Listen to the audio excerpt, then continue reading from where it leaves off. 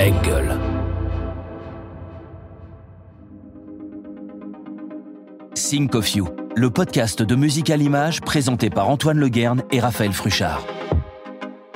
Bonjour, bienvenue dans Think of You, un podcast où nous parlons de musique à l'image avec les gens qui la font. Aujourd'hui, nous recevons Audrey Ismaël, compositrice. Bonjour Audrey. Bonjour. Bonjour Audrey. Alors Audrey, tu es chanteuse à l'origine, tu es également auteure et compositrice de musique de film. Tu commences ta carrière, alors je vais dire certainement plein de bêtises, on les rectifiera à la suite parce que j'aime pas qu'on me coupe, comme tu le sais, quoi.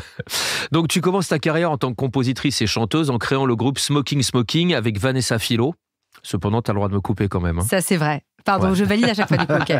Cette collaboration se transforme en aventure de cinéma puisque Vanessa Philo te confie la composition de la musique de son premier long métrage, Gueule d'ange, une bande originale que tu vas co-composer avec Olivier Coursier, un des membres du groupe Aaron. Vrai. Bah, c'est pas mal, déjà pour l'instant je suis bon. Ce film est sélectionné à Cannes et depuis tu multiplies les collaborations avec des réalisateurs et réalisatrices qui te confient leurs films, notamment Vianney Le Basque pour les 3 saisons de la série Les Grands où tu collabores cette fois-ci avec Bastien Burger. Tu composes ensuite la musique de Germinal, la série de David Oureg, et celle de Vortex avec Slimane Baptiste Berhoun. C'est bien ça ? Alors, Slimane Baptiste Berhoun a réalisé la série. Oui. J'ai composé Vortex avec Olivier Coursier. Aussi, très bien. Et Germinal que j'ai composé toute seule. Très bien. Et en 2023, tu retrouves Vanessa pour Le Consentement. Ouais. Et c'est également là où tu composes aussi avec Olivier. Ouais, sur Le Consentement, on a travaillé avec Olivier. La collaboration avec Olivier, elle est née de Vanessa. Donc, très bien. voilà, c'est Vanessa qui a eu l'idée de nous proposer de travailler ensemble. C'était la première fois sur Gueule d'ange et puis on a récidivé. Et ces projets t'ont amené 2 beaux prix puisque tu as été 2 fois célébrée compositrice de l'année au Festival de La Rochelle. Ouais. Voilà. Compositrice. On a gagné le prix de la meilleure musique, ouais. Bah, il a bien fallu la composer. Il a bien fallu la composer. On a gagné le prix de la meilleure musique sur Les Grands, la saison 3 des Grands, et sur Vortex, du coup, avec Olivier. Donc, j'ai eu la chance d'être récompensée 2 fois sur ce festival. Bon, bah, j'ai pas dit trop de bêtises. C'est déjà pas mal pour une fois, Antoine, non ? Ça va, on a bossé à peu près correctement. Est-ce que tu peux nous raconter un petit peu comment tu as commencé dans la musique ? Moi, je suis venue à la musique par le chant, qui était mon premier instrument. J'ai toujours aimé chanter depuis que je suis enfant et aussi loin que je m'en rappelle. La musique, ça a été un peu le moyen de trouver une forme d'expression, je pense. J'étais pas très très bonne élève à l'école. J'ai assez rapidement compris que les parcours un peu classique, c'est pas forcément des endroits où j'allais réussir à m'exprimer et à faire un chemin qui me plaisait. Et du coup, j'ai appris à jouer du piano un peu petite et puis après, j'ai repris toute seule pour m'accompagner. Et donc, du coup, c'est quasiment un parcours autodidacte, entre guillemets. Et puis voilà, après les années sont passées, effectivement, la musique est restée et voilà, ça m'a semblé une manière de trouver un chemin, de rencontrer des gens et voilà, je me suis mise à composer un petit peu vers l'âge de 20 ans, commencer un peu des choses assez simples en piano-voix et voilà, et je me rappelle avoir envoyé mes premières compos à Vanessa Philo qui était déjà mon amie très proche à l'époque et du coup je lui envoie des premiers morceaux, elle me dit mais d'où tu sais composer ça? Et je le savais pas parce que c'était déjà mon amie très proche et du coup là-dessus on crée Smoking Smoking. On se dit en fait on va s'autoriser tout, on va composer, on va avoir besoin de personne et on jouait à 4 mains au piano et on chantait à 2 voix, donc il y avait quelque chose un peu de l'ordre de la gémellité et de cette belle complicité. Et puis c'est un projet qui est devenu assez vite fou puisqu'on a signé chez Universal et puis on a fait des concerts, on était en première partie du groupe Aaron, du coup donc Olivier Coursier. C'est là où tu le rencontres? C'est là où on se rencontre. Vanessa les connaissait parce que c'est Vanessa qui a présenté les 2 membres du groupe Aaron, Simon et Olivier. Et donc voilà. Et puis on fait ce super album, cette grande liberté. Je sais pas, pour moi c'est vraiment le moment de prendre sa liberté, de son chemin artistique, etc. Enfin le truc se fait de manière assez fluide ces années-là. Et puis Vanessa, à un moment donné, décide de repartir plutôt sur la réalisation et la photo, ce qu'elle a toujours fait. Elle a toujours eu une carrière de musicienne, une carrière de photographe, une carrière de réalisatrice depuis qu'on s'est rencontrés quand on avait un début de vingtaine. Moi je sais pas, j'avais ce truc de la musique à l'image où je me disais disais, c'était vraiment... Oula, attends, tu vas vite. Ah oui, je vais trop loin. Oula, là, merci. Bon, merci Audrey, au revoir. Mais c'est vrai que dans Think of You, on aime bien un petit peu creuser un petit peu. Super, il y a quelques, voilà. Et du coup, quand tu dis j'ai commencé à apprendre le piano, est-ce que tu vivais dans un environnement familial qui était ouvert à la musique ou c'est quelque chose que tu as trouvé par toi-même? Non, pas du tout. J'étais même avec des parents qui n'aimaient pas la musique. Carrément. Enfin, en tout cas, ma mère a un rapport hyper... je pense que c'est un rapport vachement émotionnel à la musique. Donc, en fait, il y a quelque chose qui l'a peut-être bouleverse trop et donc du coup elle veut pas en écouter parce que je pense que c'est un rapport un peu passionnel à la musique. Moi je suis originaire de l'île de la Réunion, j'ai grandi. Je me suis rendu compte sur le tard que la Réunion avait une grande influence dans ma musique et notamment quelque chose, enfin voilà, tu pas rendu compte. Non, c'était pas spécialement conscient. Puis vu que j'ai pas appris ce que j'ai appris. Enfin, que j'ai pas appris. Je vais analyser cette phrase. On en reparlera dans un prochain épisode. Mais je comprends tout à fait. Non, mais c'est intéressant. Et c'est Sébastien Burger, du coup, qui un jour me dit mais en fait, c'est fou parce que la Réunion, la polyrythmie, en fait, à la Réunion, il y a un style qui s'appelle le maloya, qui est vraiment un style musical qui est assez proche émotionnellement, je trouve, de la bossa nova. C'est-à-dire que c'est vraiment la mélancolie. Voilà, c'est quelque chose, c'est des musiques où il y a quelque chose à la fois très lumineux et une petite mélancolie. Et donc, le maloya, en fait, qui est quelque chose que j'ai beaucoup écouté quand j'étais enfant, enfin, qui passait, tu vois, parce qu'il n'y avait pas de musique chez moi, mais donc, du coup, on allait à des fêtes, voilà. Et il y avait jamais zéro musique chez toi? Jamais. Il n'y avait pas de Chanifi. J'ai eu ma première Chanifi quand j'avais 12 ans. C'était un cadeau que m'a offert mon parrain, je me rappelle. Tu jouais déjà du piano à ce moment-là, alors? Parce que tu disais, tu as commencé petite. J'ai commencé petite. En fait, je pense que mes parents, qui ont fait aucune musique et qui viennent tous les deux de milieux très, très précaires, se sont dit, on a un enfant, il faut qu'il apprenne la musique de manière un peu maladroite.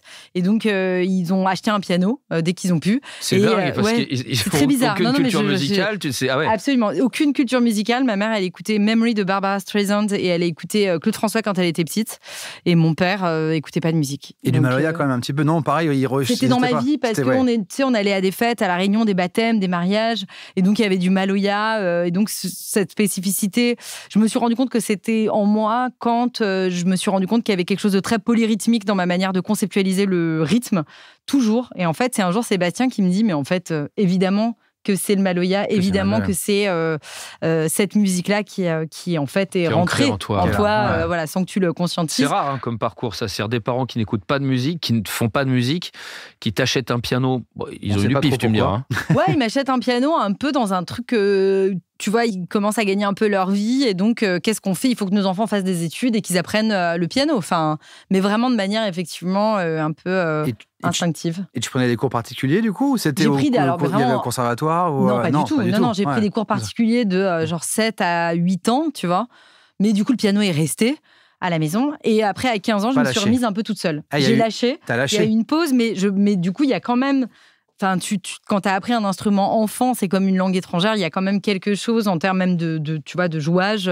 Enfin, je sais pas si j'avais... Et voilà, et après, à 15 ans, je m'y suis remise justement dans ce truc de m'accompagner. Donc, tu vois, j'avais ce truc de chant. Parce que tu te mettais à chanter. Ouais. Et pourquoi tu te mettais à chanter? C'était parce que genre tu chantais dans la douche quand tu te baladais? C'était quoi? J'aimais chanter. Il se trouve que je chantais pas trop mal. Enfin, j'avais le petit brin de voix. Quand tu te mets à chanter, toi, tu commençais à écouter de la musique. Moi, j'écoute de la variété. Alors, à quel moment... Tu n'avais pas de hi-fi chez toi, comme tu disais. Ouais. À quel moment tu rentres une platine ou un manche-disque ou une cassette chez toi? À quel moment tu fais ça? Je me rappelle, j'allais chez Virgin Megastore avec mon père et j'achetais 2 titres à 29 francs. Ouais. Du coup, j'achète ce qui me vient. Les trucs, vraiment, les gros tubes de variété à ce moment-là. J'écoute ça dans ma chambre, dans la seule chaîne hi-fi de la maison. Et mon père gagne un concours de pronostic de foot, l'intégrale des Beatles. Voilà, et parce qu'il gagne le concours de pronostic de PSG Liverpool en Champions League. Il gagne ce concours de pronostic et donc on lui offre l'intégrale des Beatles, puisque PSG Liverpool. Et donc j'écoute les Beatles. Voilà. Et tu bouffe les Beatles. Vraiment. J'écoute vraiment les Beatles. C'est eux qui t'apprennent à parler anglais? C'est eux qui m'apprennent à parler anglais, c'est eux qui m'apprennent la musique, c'est eux qui m'apprennent...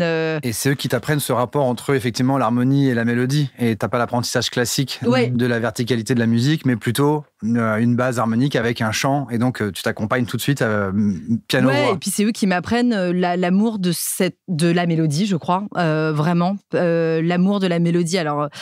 qui n'aime pas les Beatles, c'est toujours un peu quand tu dis c'est quoi tes les Beatles, c'était là super.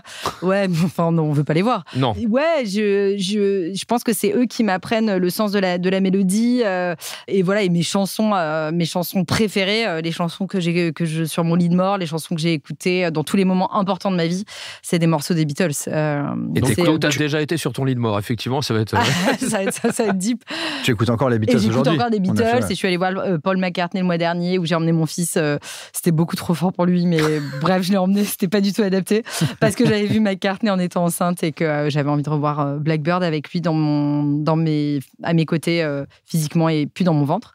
Et donc, du coup, voilà, non, ça reste les chansons quand j'ai besoin d'inspiration, ou de te ressourcer aussi. Ouais, ou de partir, d'aller dans un endroit où émotionnellement je suis immédiatement connectée. J'écoute pas, c'est marrant, c'est peut-être ce qui m'est resté de mon enfance, c'est que j'écoute pas énormément de musique parce que j'en fais beaucoup, donc déjà ça m'occupe pas mal, et aussi parce que la musique me prend trop. C'est, je pense, un point commun avec ma mère en l'occurrence, elle écoutait pas de musique, ça la rendait trop triste ou c'était du bruit. Donc et j'ai un véritable lien émotionnel très très fort. Donc ça, ce que tu disais tout à l'heure sur ta mère, il y a un lien émotionnel très fort avec la musique et c'est vraiment quelque chose qui te pénètre, qui la pénètre, ouais, d'accord. Et du coup c'est pas neutre, donc si j'en écoute, soit elle me bouleverse, enfin du coup je peux pas. Il y a des gens qui envoient des mails en écoutant de la musique, je peux pas. Enfin c'est-à-dire que moi du coup si c'est un truc qui me bouleverse, je vais finir mon mail au lieu par cordialement je vais mourir. Enfin tu vois, ça me rend trop triste, c'est trop dit.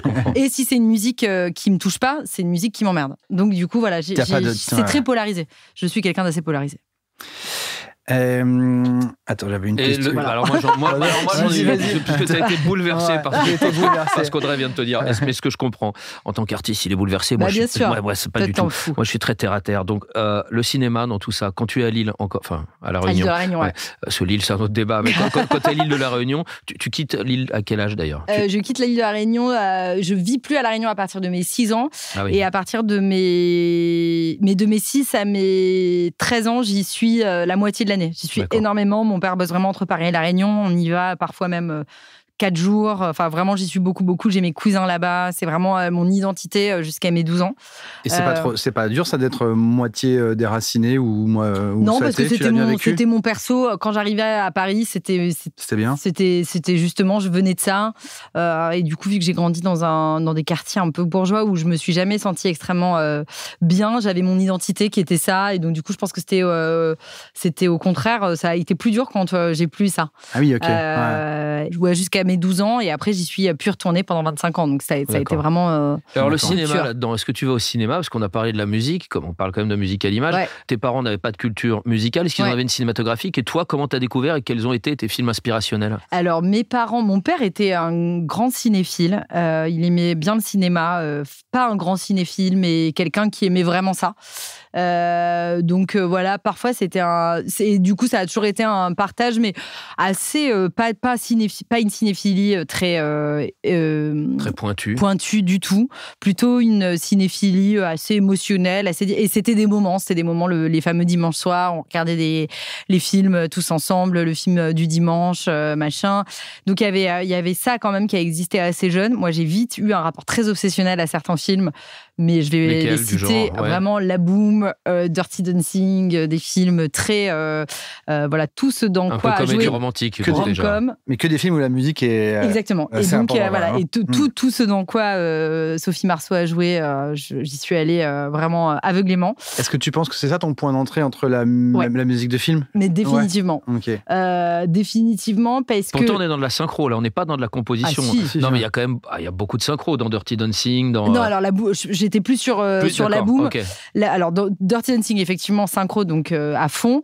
C'est-à-dire on fait pas forcément la différence. Non. Quand on exactement, commence. Complètement. Donc c'est juste. Mais malgré tout c'est un film sur la musique, sur la danse, etc. Donc ça voilà, et La Boom, La Boom 1, La Boom 2, c'est des films où donc BO de Cosma évidemment, où justement les synchros ne sont pas des synchros parce que c'est que des morceaux composés par Cosma, et donc c'est pour moi aussi quelque chose d'ailleurs aujourd'hui qui peut-être comme les polyrythmies, il y a quelque chose où du coup ce que j'adore dans Cosma, c'est que je trouve que Cosma il crée un folklore imaginaire, c'est-à-dire que quelque part dans La Boom 1, la chanson qui passe sur laquelle sont en train de danser les jeunes en boîte de nuit, C'est une chanson, voilà, notamment. Et dans la Boom 2, ils vont voir le concert de Cook Da Books.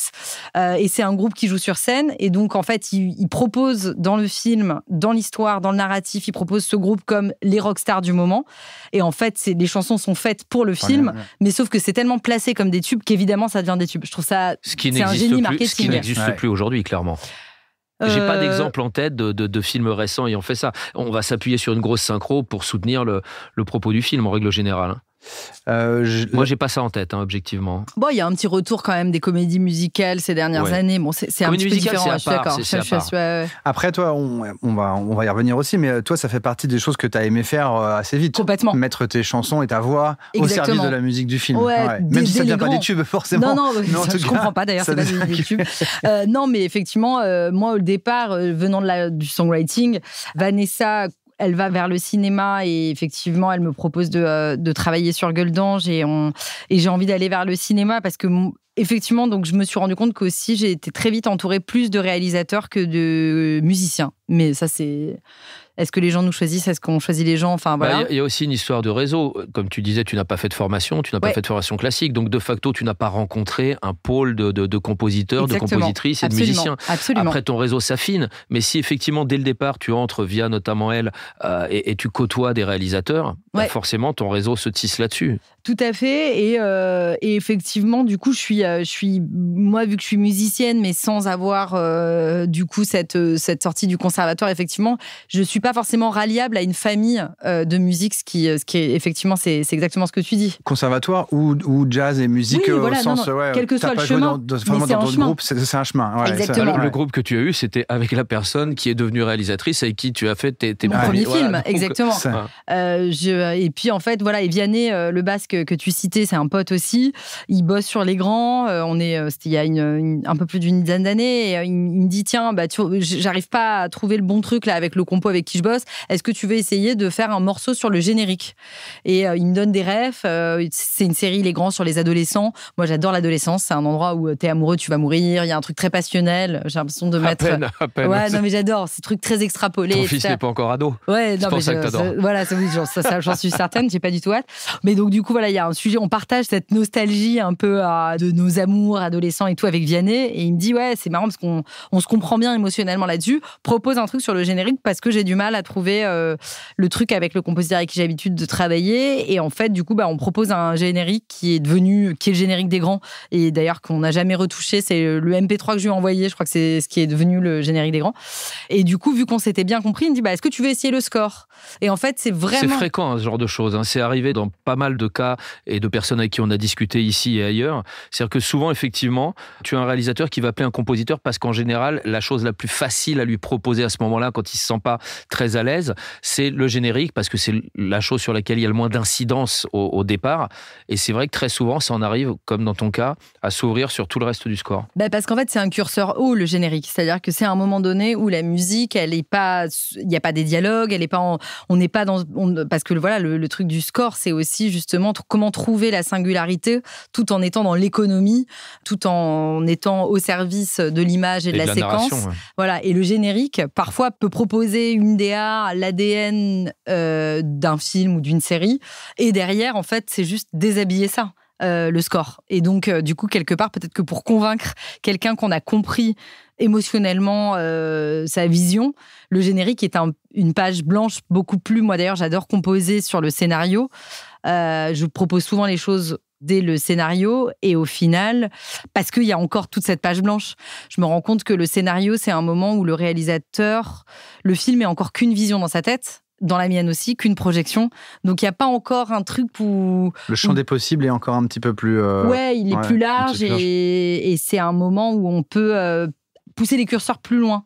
Et après, du coup, les rebaisser pour se mettre au service de l'image, etc. Et de la situation. Mais c'est pas le même chemin que quand tu arrives et que tu dois montrer une musique sur une séquence. Moi, je trouve que c'est toujours hyper difficile. Ça fige un petit peu. Ça fige, ça limite. Et du coup, c'est plus difficile de dire j'ai compris quelque chose et je vais te proposer quelque chose que personne d'autre va te proposer de cette manière. Ok. Tu y as répondu un petit peu là, mais justement, quel est ton processus de création, toi? Est-ce que c'est toujours le piano? Est-ce que tu aimes bien, tu y as répondu, donc travailler à partir du scénario plutôt que directement à l'image. Mais le piano reste ton instrument pour moi, commencer. Moi, je suis pas une grande pianiste, du coup, de fait, par mon chemin. Si t'as jamais pris de cours. Non, mais du coup, je suis une très mauvaise. Je suis une très mauvaise instrumentiste. C'est-à-dire que je suis pas une grande pianiste du tout. Le piano est un endroit, du coup, que j'adore. J'adore revenir dessus parce que c'est une manière de composer qui n'est pas la même que quand quand j'ouvre une session. Moi, c'est vrai que ce que j'adore, c'est j'utilise quand même beaucoup ma voix. C'est vrai que j'aime bien construire les BO et conceptualiser les BO à partir de dogmes que je vais penser quand même assez conceptuellement. C'est-à-dire, voilà, j'aurais plein d'exemples à donner sur pourquoi j'ai choisi tel instrument, sur tel film, etc. Et après, à partir de ça, trouver les textures, trouver la couleur, et ensuite je compose. Mais c'est vrai que je pars toujours de définir l'instrumentarium sur chaque projet. C'est marrant parce que c'était une des questions que j'avais notées. Est-ce que tu aimes conceptualiser ? En fait, en écoutant un petit peu les différents échanges que tu avais eus sur Internet avec différentes personnes, j'avais senti ça, qu'effectivement, tu aimais bien conceptualiser à partir d'un postulat, mettre un cahier des charges et après l'adapter, en tout cas, et le faire bouger. Mais c'est quelque chose que tu aimes bien pour aider ta créativité. Ouais, en fait, moi, ce que j'aime dans la musique de film, c'est la liberté dans la contrainte. C'est-à-dire vraiment la grande liberté qu'on peut prendre dans quelque chose qui est quand même assez encadré, parce qu'on est au service d'un film. Et en même temps, au service de ce film, venir se cacher derrière cette histoire pour raconter une histoire, venir révéler l'abstraction dans un film grâce à la musique. C'est marrant, j'ai entendu Éric Demarsan sur France Inter il y a 2 jours et il a cité un compositeur, je me rappelle pas du compositeur, mais la phrase était hyper belle. Il disait la musique, c'est une petite flamme qui peut venir embraser un film. Et je trouvais que c'était assez joli comme image, c'est-à-dire c'est à la fois quelque chose de qui peut être très invisible par moment et en même temps. Et effectivement, je trouve que de la même manière, pour moi, la conceptualisation en amont, c'est aussi me créer la liberté que je vais prendre après dans la contrainte et dans le dogme que je me suis fixé. Je pense par exemple à Diamant Brut, qui est une BO que j'ai signée dernièrement, d'un film qui est sorti au mois de novembre. C'est un film sur une jeune fille qui rêve de faire de la télé-réalité parce que pour elle, c'est la seule manière de s'extraire de son milieu extrêmement pauvre et très précaire. Et du coup, j'ai enfermé la BO dans un violoncelle. Je trouvais que c'était intéressant que elle, en fait, pour moi, Liane, le personnage qui est joué par Malou, pour moi, ce personnage, en fait, son corps, c'est à la fois son plus grand cadeau et son plus grand fardeau. Et je trouvais ça intéressant d'enfermer dans un instrument la BO. Je trouvais intéressant aussi d'amener quelque chose d'un peu ecclésiastique à l'écriture harmonique et de l'enfermer. Donc du coup, voilà, par moment, on tape sur le violoncelle, on peut l'utiliser de manière très grave, de manière très virtuose, de manière très douce, en fait, voilà, comme un personnage. Et du coup, voilà, et en fait, de pouvoir, et moi je travaille avec un violoncelle que j'adore, qui s'appelle Guillaume Latil, qui est un très très grand violoncelliste, pardon. Et en fait, parfois... Sinon, c'est une contrebasse, un très très grand violoncelle. C'est un très grand violoncelle, c'est une contrebasse. Et du coup, j'écrivais plusieurs voix et je lui disais, voilà, en fait, ces 3 voix-là, comment en faire qu'une seule ? Et du coup, ça a créé quelque chose aussi de cette urgence, de ces accidents. Je dis, par moment, on a travaillé beaucoup à l'image. Agathe Ridinger, la réalisatrice, a assisté à tous les enregistrements pour faire les choses à l'image. Voilà, et ça, c'était la BO de Diamant Brut. Mais sur chaque BO, j'ai une histoire comme ça de pourquoi, quels instruments, etc. Que tu valides avant, enfin valide entre guillemets, avec l'échange que tu as avec le réalisateur. J'imagine, ce cahier des charges, vous le faites ensemble. Oui. Cahier des charges, c'est pas un très joli mot. Ouais, mais ce dogme. Moi, j'aime bien le mot dogme. Je trouve que ça s'y prête bien parce que dogme, tu t'y appliques et puis pour en sortir, pour y revenir. Enfin, je trouve que le dogme, c'est vraiment le mot qui correspond. Et alors, moi, j'ai une question par rapport à ça. Tu parlais de cette petite étincelle qui peut embraser tout un foyer. Et tu parlais de ton émotion musicale, sur écouter la musique, pareil avec ta mère. Est-ce que c'est ce dogme que tu vas prendre ? Est-ce que c'est un moyen aussi de contenir tes émotions, de manière à pas partir trop loin, pas partir trop fort, être trop dans l'émotion plutôt que dans la narration ? Non, alors c'est pas pour restreindre l'émotion. Contenir, pas là. Ouais, non, oui. Pas non, je pense qu'en fait c'est plus parce que la musique c'est infini. Enfin, c'est fou, il y a 12 notes et je sais pas, le nombre de combinaisons il est infini et chaque jour le prouve. Aujourd'hui, en plus, moi, je travaille beaucoup avec des banques de sons, etc. Donc, c'est infini, voilà. Et c'est vrai que du coup, je trouve que moi, les BO que j'aime, c'est des BO où j'arrive à peut-être surinterprété, mais où j'interprète vraiment ce que le compositeur ou la compositrice a conceptualisé. Et j'aime les BO qui, justement, viennent être une encre émotionnelle, c'est-à-dire qu'on va toujours retrouver le même son, le même thème, la déclinaison du thème, etc. Moi, j'adore, j'ai une écriture très thémique, donc du coup, avec vraiment des mélodies et des thèmes qui viennent, qui reviennent. J'aime qu'il n'y ait pas trop de musique derrière les dialogues, notamment, etc. Donc, ça permet de pouvoir respecter ce dogme. Et moi, pour moi, justement, d'aller encore plus loin émotionnellement, parce que, en fait, c'est quand même ce cadre.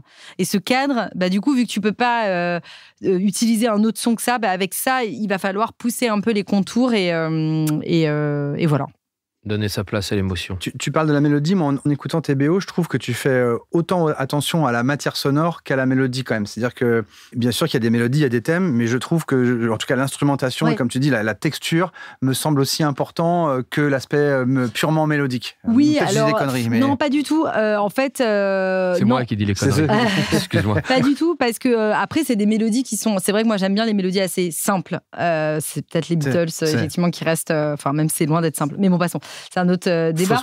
Less is more, en tout cas, une espèce d'élégance dans le... Mais je pense qu'on ne peut pas être dans une complexité harmonique plus une complexité de texture et de son. Et c'est vrai qu'effectivement, je pense que ce qui me plaît, ce que j'aime écouter, et du coup ce que j'essaye de faire, c'est des choses où il y a une complexité quand même en termes de texture et de mélange. C'est vrai que j'adore mélanger des choses qui a priori n'ont pas vocation première à être mélangées. J'aime, voilà, là sur La Voix Royale, c'est que des percussions faites sur le corps, parce que c'était ce qui m'évoquait le personnage qui venait de la campagne, etc. Et le violoncelle, j'aime bien utiliser les instruments comme... j'aime bien trouver donc toujours un peu cette idée conceptuelle qui vient souvent d'un mélange de textures que j'essaye de faire un peu singulier sur chaque projet. Et une fois que ça, je l'ai, trouver ces mélodies qui sont assez, effectivement, simples. Là où il n'y a pas de complexité, c'est que je pense que j'ai pas forcément des BO qui ont une grande complexité harmonique. Parce que pour moi, ça peut être un peu écrasant. Ouais. Et puis ça phagocyte l'idée, tu penses? Surtout, en fait, c'est ce que j'aime. C'est ce que j'écoute pas. Enfin, du coup, j'écoute assez. Enfin, c'est pas hyper chic de dire ça, mais j'écoute assez peu de musique. J'aime la musique classique. Il n'y a pas de chic ou pas chic dans la musique. Hein. Non, mais bien sûr. J'aime la musique classique la plus simple. Et après, enfin. C'est pas simple. Il n'y a pas de règle, en fait. Oui. C'est une émotion, c'est un ressenti, il est de facto indiscutable. Donc voilà, toi, tu ressens telle chose sur une musique, et il n'y a pas de simple ou pas simple. Tu sais, et tous les compositeurs savent que, comme les comiques, faire rire, c'est ce qu'il y a de plus dur. Et composer quelque chose de simple qui propage l'émotion que tu veux, c'est très dur aussi. Donc tu peux pas dire... C'est presque honteux de dire que j'aime la musique. Bah non, t'aimes la musique, point. Et... Oui. Mais c'est vrai que les choses trop compliquées, je suis pas une grande fan de jazz, par exemple, voilà, parce que les choses trop compliquées, moi, me laissent en dehors, mais parce que c'est comme si peut-être c'est une langue que je maîtrise pas. Et donc, du coup, c'est comme si tu me fais la meilleure blague du monde en chinois, je vais pas rire, parce que du coup, je l'ai pas, quoi. Enfin, voilà, mais du coup... Et puis, je pense aussi que tu t'inscris dans ton temps. C'est vrai que les bandes originales, aujourd'hui, alors, pas que, il y a plein de BO, mais c'est vrai que sont aujourd'hui dans cet équilibre entre la mélodie et la singularité du son. Ouais. Et c'est vrai qu'on est moins dans les années 90 avec des thèmes flamboyants, même s'il y en a encore, et tant mieux. Mais c'est vrai que je trouve que tu as un style de composition qui est contemporain, qui se fait par rapport au projet que tu dois mettre en musique. Et cet équilibre, il est entre une mélodie, effectivement, des thèmes. Parce qu'aujourd'hui, quand on parle de thématique, on pense que c'est une mélodie, en fait, ça peut être une thématique et peut être pas si mélodique que ça. Oui. Elle peut être liée à la texture, elle peut être liée à un mood, et c'est ça une thématique. Tout à fait, oui, exactement. On est moins dans l'harmonie thématique que dans une mélodie liée. Enfin voilà, la thématique qu'on retrouve, c'est l'ensemble de ça, ouais. C'est ça, c'est l'ensemble de tous ces facteurs. Ouais, tout à fait. Ouais. Est-ce qu'aujourd'hui, tu peux dire que tu as trouvé ta manière de travailler, de faire, tu nous l'expliquais, est-ce que tu penses que tu as trouvé ton style, ta touch, on va dire, et que tu n'as plus qu'à la magnifier, la faire mûrir de jour en jour, mais est-ce que tu penses que tu es heureuse dans ton style musical et que tu as envie de t'y épanouir? Oui, c'est vrai que j'ai la chance. En plus, il y a un truc qui est hyper chouette, c'est que plus on fait des trucs qui nous ressemble et dans lequel on met notre cœur, plus on nous appelle pour des projets qui nous... Enfin, il y a un truc qui est assez naturel là-dessus. J'ai eu la chance. En plus, c'est chouette parce que c'est vrai que l'année dernière, Diamant Brut, c'est un film où j'avais fait la musique du court-métrage d'Agathe il y a 10 ans. C'est une histoire qui dure et qui dure et voilà. Ouais. J'ai fait aussi la musique du Royaume l'année dernière. Ça, tu vas nous en parler après. Donc, parce que relation avec le réalisateur un petit peu particulière, si je puis me permettre. Ça m'intéresse, ça nous intéresse de savoir si c'est plus compliqué dans ce genre de cas ou pas. Bien sûr. Voilà. Mais du coup, voilà, c'est pareil. Donc, Julien, on travaille ensemble depuis des années. Et donc, du coup, aussi, c'était les beaux aboutissements, tu vois, des collaborations, tu vois, on est de la même génération, on a grandi ensemble. Et ces projets-là, c'était l'aboutissement de quelque chose de merveilleux. Donc, j'étais évidemment hyper heureuse et très fière de le partager avec eux, encore plus que, voilà. Les deux en même temps, pratiquement. Les deux en même temps, carrément, les deux à Cannes, qui ont un accueil de fou. Les deux qui sortent en novembre avec des super belles sorties.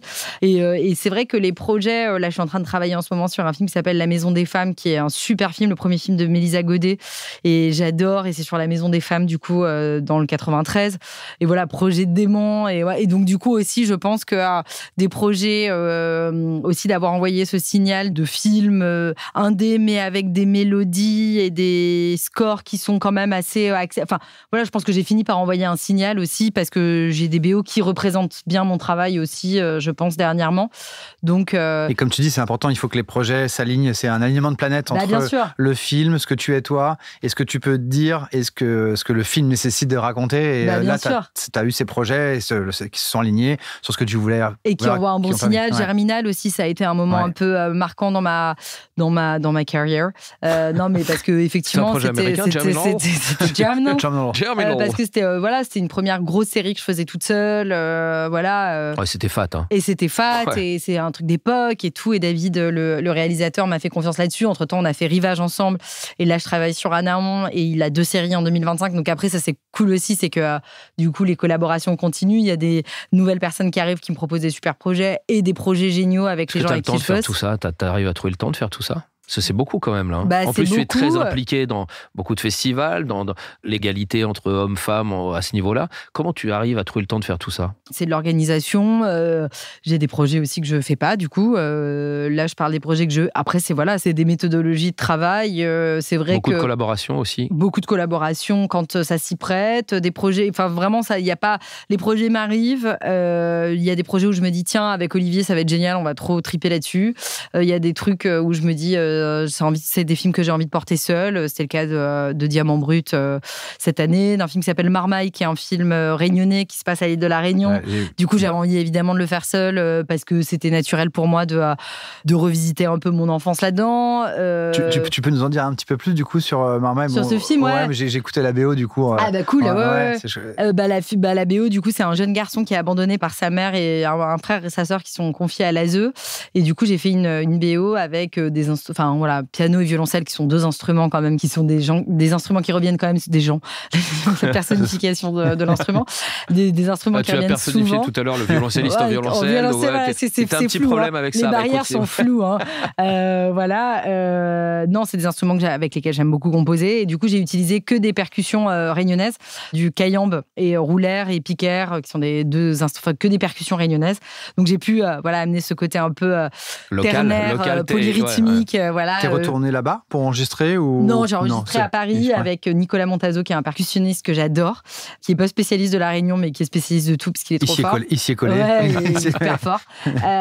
Donc, j'ai bossé avec Nicolas sur ce film. Voilà, donc en fait, ça dépend un peu des projets. Et effectivement, sur des séries, je bosse aussi beaucoup avec un arrangeur que j'adore, qui s'appelle Moritz Reich, qui est merveilleux. Et donc, petite question, pardon, parce que justement, ça, c'est... Tu vas choisir du coup des projets sur lesquels tu sens que tu vas être beaucoup plus inspiré ou que tu vas aimer faire et tu vas aller plus vite. Et justement, sur les séries, ça prend beaucoup de temps. Donc, est-ce que justement, tu fais un choix aujourd'hui par rapport au temps? Ouais, parce que la série c'est extrêmement chronophage. Ouais, complètement. Série, en fait, j'ai un pacte avec David Oureg, qui est quelqu'un qui m'embarquera sur tous ses projets, autant qu'il le veut, en tout cas, parce que j'adore travailler avec lui et que justement, il y a quelque chose où on est extrêmement alignés aussi émotionnellement et artistiquement. Donc voilà. Après, j'ai refusé plein de séries parce qu'effectivement... tu mets le doigt dedans, ça t'embarque tout, ça t'embarque les deux bras. 6x52. puis la grammaire sérielle, c'est beaucoup de musique versus le cinéma, où il peut y avoir beaucoup de musique, mais ou pas. Dans les films indés, c'est qu'1h30, 2 heures. Ouais, oui, ça. Mais c'est vrai que j'avais enchaîné Gloria, Germinal et Vortex, et je suis sortie, j'ai commencé à faire des films, j'ai l'impression d'être en vacances, c'est sûr.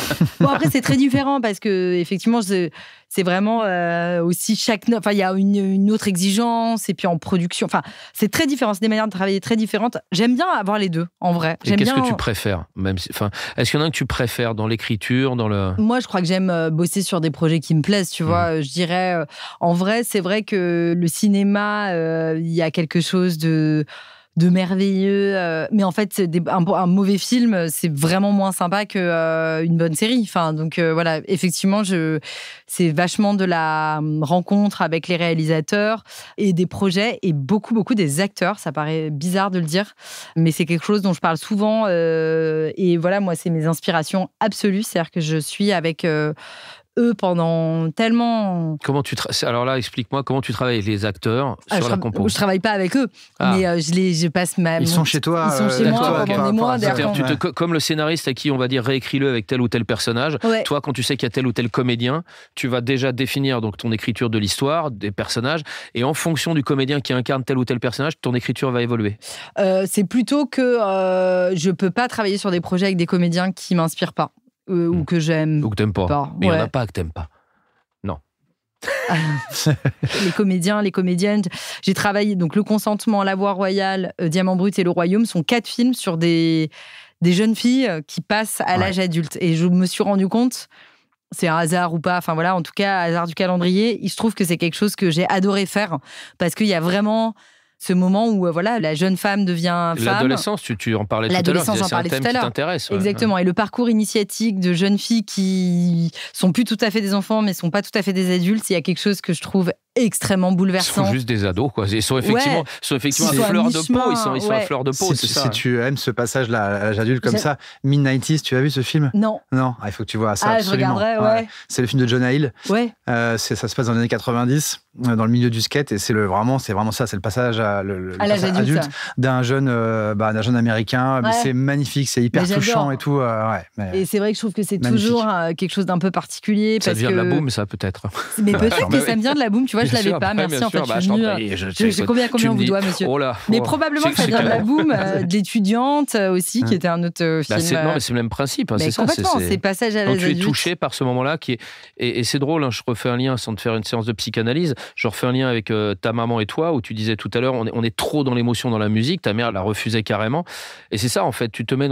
C'est un état émotionnel d'un adolescent, c'est-à-dire qui est bouleversé par tout ce qu'il voit, tout ce qu'il vit, parce qu'il n'arrive pas à gérer ses émotions. En fait, c'est pour ça peut-être que ce thème t'intéresse autant. Moi, je voulais juste revenir sur un truc. Moi, ce qui m'intéresse énormément, c'est rare qu'on rencontre des compositeurs ou des compositrices qui partagent leur vie avec un réalisateur et qui travaillent avec lui sur un film précis. J'aimerais bien que tu m'expliques la différence entre travailler avec quelqu'un avec qui on partage la vie et un réalisateur avec qui on partage plein de choses. Mais est-ce que c'est plus complexe? Quelle est la différence? Est-ce que tu as senti une différence? Donc, Julien Colonna qui a réalisé Le Royaume, dont tu as fait la bande originale. Moi, j'ai des rapports assez intimes avec tous les... Donc, Vanessa, on en a parlé, c'est la marraine de notre fils, du fils que j'ai avec Julien Colonna. Oui, pas du mien. Voilà. C'est pas elle la marraine. De Cassius, donc qui a 6 ans et donc dont la marraine s'appelle Vanessa Philo. Donc, c'est pour dire le niveau de... c'est juste pour dire le niveau d'amitié. Vianney aussi, c'est un très bon ami. David Oureg aussi. En fait, c'est David Oureg un jour qui m'a dit la musique, c'est furieusement intime. J'ai vachement aimé cette phrase parce que peut-être dans Furieux, il y a un peu l'adolescence dont on parle et qui est un peu le fil conducteur de notre entretien, je crois. Et c'est vrai que ce lien, en fait, David, on a beaucoup parlé aussi de nos vies. On s'est raconté plein de choses avant et pendant qu'on travaillait ensemble. C'est vrai que j'ai toujours quand même tendance à avoir des rapports. C'est particulier de partager cet endroit de la musique. Là, je pense à Barbara Schultz qui vient de faire son premier film, Le Secret de Khéops, qui sort début mars, qui est un merveilleux film. Son papa, elle m'a envoyé le scénario, je l'ai lu, on a passé un déj de 2 heures à parler de nos papas, on a pleuré, puis après, on avait envie de travailler ensemble. Et après, on en a pu forcément parler, puis après, on a surtout travaillé. Mais je veux dire, il y a un accès quand même à l'intime. C'est aussi, moi, je sais que la musique, c'est aussi ça. Tu as besoin pour composer d'être dans l'intime. Donc tu n'as pas fait de différence, en fait.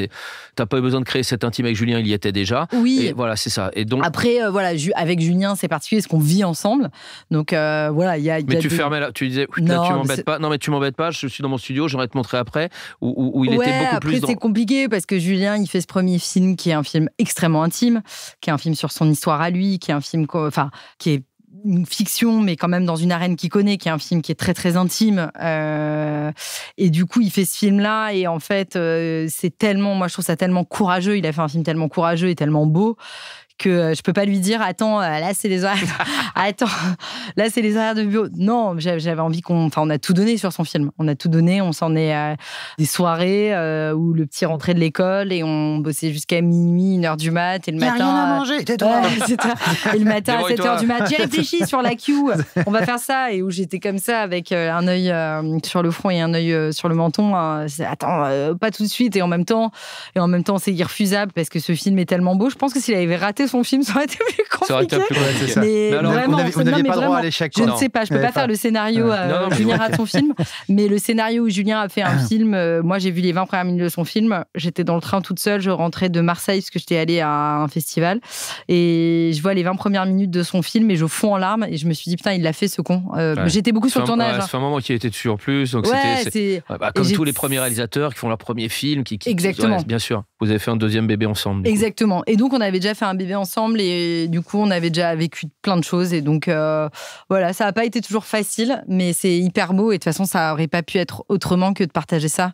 Donc on en est heureux. Puisqu'on va arriver à la fin de ce beau moment, quel est pour toi le conseil que tu pourrais donner à un compositeur, justement, de ce que j'entends, il y a toujours, tous les compositeurs ont besoin d'avoir une relation, et en fait ils ont besoin de connaître des réalisateurs pour arriver à faire ça, à arriver à composer des musiques de films. C'est vraiment ça qui est très important. C'est pas un agent qui va lui apporter ça. Quel conseil toi Antoine. Non, mais mais il le sait, il le dit. Moi j'ai rencontré le premier agent avec qui j'ai travaillé, Quentin Boniface, Grand Ours, qui est l'agence avec qui je travaille, et je me souviens, je lui avais dit, moi j'attends pas de mon agent qui me trouve du boulot. Il m'avait dit c'est cool, t'as compris ça. Et je dis évidemment. Enfin, ça ne veut pas dire que ça ne peut pas arriver. Non, mais c'est beaucoup plus rare. Mais c'est hyper. Enfin, sans parler du rôle de l'agent, c'est plus que ce que tu as décrit toi dans la relation entre un compositeur, une compositrice et un réalisateur, une réalisatrice. Ce n'est pas possible de créer cette relation-là. Bien sûr. Voilà. Donc c'est bon. Je sais plus. C'était plus le. Mais si, c'était le propos, bien sûr. Bien sûr que c'était le propos. Mais effectivement. Donc, c'est quel conseil tu pourrais donner? Donc, plutôt qu'un compositeur ne prend pas d'agent. Non, mais qu'un compositeur aille plutôt faire une école de réal pour rencontrer des réals. Quels seraient tes conseils pour ça? Quelqu'un comme toi qui n'a pas fait d'école de musique, qui n'a pas fait le conservatoire, qui n'a rien fait, tu as eu ton réseau via ta vie. Mais quelqu'un qui arrive comme ça, qui se dit tiens, moi j'ai envie de faire ça, est-ce qu'il ne vaudrait pas mieux, de ton point de vue bien sûr, qu'il aille faire une école de réal pour y rencontrer des réals? Franchement, moi, je trouve qu'en plus, il faut... Aujourd'hui, c'est ce que tu disais un peu, Antoine, je pense que l'heure est quand même un peu à la singularité. Et donc, du coup, les écoles de musique où on rencontre que des musiciens et des compositeurs... Enfin, et voilà, et du coup, je pense que... ça peut donner des choses... je pense qu'il ne faut pas être formaté, et que du coup, c'est un peu le danger, je trouve, des formations musicales images, un peu. Et clairement, du coup, on rencontre d'autres compositeurs qui, a priori, sauf s'ils se mettent à la réal, moi, donc c'est des scénarios. Il n'y en a pas des tonnes non plus. Voilà. Je pense qu'il y a plus de réals qui se mettent à la compo que de compos qui se mettent à la réal. Oui, c'est probable. Je pense, après. Mais moi, je trouve que, je pense que il y a plein de choses qui sont merveilleuses quand même et qui sont faites par la SACEM. Moi, j'adore la SACEM. C'est vraiment des gens que je trouve. Beaucoup de compositeurs aiment la SACEM, mais c'est quand même une belle maison quand même. Voilà, c'est une belle maison. Et au-delà de ça, il y a une division de gens qui travaillent pour la musique à l'image, toute toutes les aides et l'action culturelle. Pardon, je suis fatiguée. Voilà. Andrea, par exemple. Andrea, Clem, Antoine, Tiff, qui s'ils écoutent ce podcast, je les embrasse très fort parce que c'est vraiment des merveilles. Et du coup, moi, je sais qu'ils m'ont beaucoup accompagné. Et puis voilà, ils ont accompagné, ils ont une curiosité, ils ont une envie, ils sont vraiment merveilleux. Ils sont vraiment très précieux. Et du coup, tous les festivals qu'ils accompagnent, notamment, je pense à Troisième Auteur, je pense à Troisième personnage à Aubagne, à Marseille, à Marseille. Enfin, Feu au bagne maintenant à Marseille. Il y avait Émergence, il n'y a plus Émergence, mais enfin, il y a eu Sérimania aussi. Sérimania maintenant, qui vient de lancer quelque chose, Next Step, avec la semaine de la critique. En fait, il y a plein d'endroits parce qu'effectivement, sinon, si t'es chez toi et que tu composes, c'est quand même compliqué. Mais c'est un peu comme, voilà. Et du coup, moi, j'ai l'impression que, moi, je l'ai pas fait à l'époque, mais je me souviens, je m'étais dit, mais attends, comment je vais faire? Du coup, les bons réals, ils viennent d'où? De la Fémis. Je vais écrire des mails à tous les réals qui sortent de la Fémis. Et en fait, voilà, c'est effectivement... Et les festivals... Et tu l'as fait ? Et je l'ai pas fait. Voilà, tu vois. Parce qu'après, j'ai... T'aurais eu trop de travail. Parce que non, mais il n'aurait pas répondu. Non, puis après, c'est vrai que je me dis, voilà, après, effectivement, le truc de grandir ensemble. Donc ça, c'est l'histoire des paris. Tu vois, troisième personnage, c'est Valentin Hadjadj et Lucas Dont. Tu vois, donc en fait, après, du coup, il n'y a pas 2000 Lucas Dont, mais du coup, c'est son bagou. Donc travailler sa cinéphilie aussi pour développer du bagou et être capable de se dire, tiens, lui, je me dis qu'il y a un truc. Et c'est aussi ça, parce qu'en fait, à un moment, quand on n'a pas fait de truc, il y a des gens qui n'ont pas fait de truc encore. Et donc, c'est grandir ensemble. Moi, c'est vrai que c'est aussi ça que j'ai trouvé assez chouette ces dernières années, c'est de pouvoir... je parlais d'Agathe et Julien et Vanessa, et je peux tous les citer. En fait, moi, j'ai adoré qu'on grandisse ensemble. Et voilà, et du coup, c'est essayer de trouver ces gens-là et de hooker aussi des gens qui peuvent être dans notre famille et pour qui on peut être les bons accompagnateurs aussi, d'être la main armée de la musique au service de la narration, film ou série. Ouais. Et c'est ce que tu fais plutôt bien. Et on comprend maintenant que tu nous as un petit peu raconté toute ton histoire. On comprend pourquoi tu en arrives là et pourquoi tu as ces mots-là qui sont justes. Donc voilà, amis compositeurs et compositrices, vous avez entendu maintenant, démerdez-vous, allez chercher des réals avec qui vous allez grandir. On arrive avant de clôturer. Alors, on arrive au moment préféré d'Antoine, qui déteste profondément, c'est mes questions débiles. Ah, cool. Donc, moi, évidemment. Attends, il n'a pas commencé. Ok, ouais, c'est vrai. Tu vois, mais c'est ça, moi je parie. Je suis une parieuse. Je sais même pas, j'ai dit oui. Non, écoute, elles sont pas trop débiles pour toi, objectivement. Alors, La Rochelle ou Cannes? La première, elle est débile, elle est mal. Rochefort, d'ailleurs. Rochefort ou Cannes, pardon. Rochefort ou Cannes? Ouais, excuse-moi. Ah oui, parce que c'est très différent. Alors, c'est Rochefort sur Jumelle ou Cannes? Exactement. Non, La Rochelle. Non, mais tu permets, c'est ma question. Alors, non. Je vous laisse vous mettre d'accord sur la question. La Rochelle, Rochefort ou Cannes? Voilà. Non, c'est hyper différent. Non, Rochefort, c'est un festival de musique et d'images. Du coup, c'est génial parce que c'est des moments trop cool de musique à l'image, mais sur ce sujet. Donc, c'est génial de rencontrer de faire un festival où, a priori, les gens qui sont là, c'est que des gens qui sont très intéressés par le sujet. Je trouve que Julie et Delphine ont fait un travail formidable ces dernières années. C'est un festival qui a à peine 4 ans et que Eric je trouve... aussi. Eric, absolument.